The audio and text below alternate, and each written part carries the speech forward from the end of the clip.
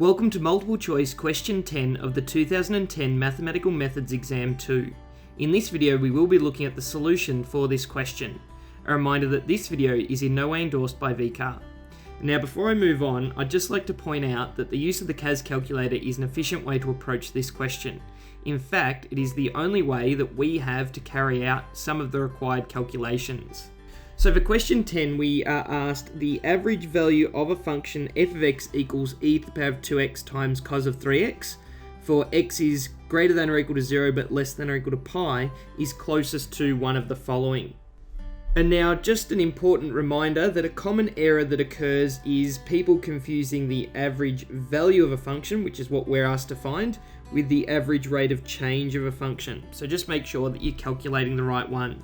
So if we want the average value over an interval a to b, we know we can calculate that by doing 1 divided by b subtract a times the integral from a to b of the function f of x dx.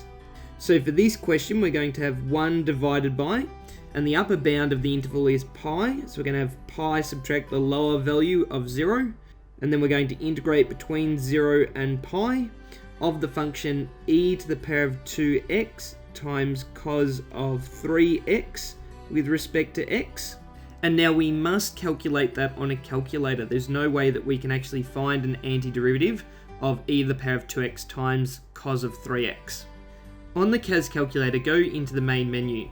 Next, we want to bring up the soft keyboard and we want to type in 1 divided by, and this was pi subtract 0, times the integral, which we can find under Math 2, between 0 and pi.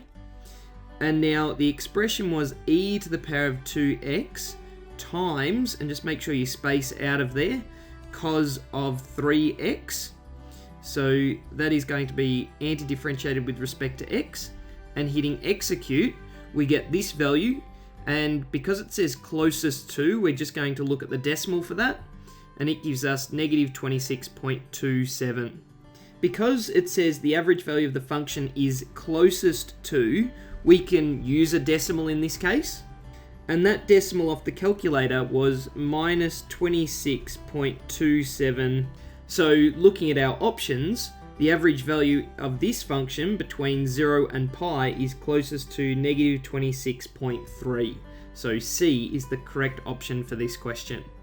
And from the examiner's report, we can see that 2/3 of the students sitting this exam got that question correct.